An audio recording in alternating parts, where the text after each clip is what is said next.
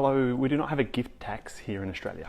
So you can give away as much money as you like to whoever you like, and there's no tax implications on the giving of that money if it's cash. If the giver of the gift is receiving Centrelink benefits, age pension, healthcare card, something like that, the gift can count as an asset of the giver for up to 5 years. As per my previous video, there's some gifting rules where that will capture that asset. Even though you don't have that money anymore, Centrelink will still count it as yours for up to 5 years. Now, if it's not cash that you're giving as a gift, if it's a property, for example, or maybe some shares, there can be some capital gains implications for the giftor as well. So the property, for example, it's deemed as a sale. If your dad is giving you a property that they own currently, it'll be subject to capital gains tax potentially and stamp duty. Same thing for shares. So if it's any type of asset that you just disposed of ordinarily, you sold it on the open market and you got a price for it, and you would typically have to pay capital gains tax on that sale, capital gains tax is going to be payable even if you are gifting that to someone else.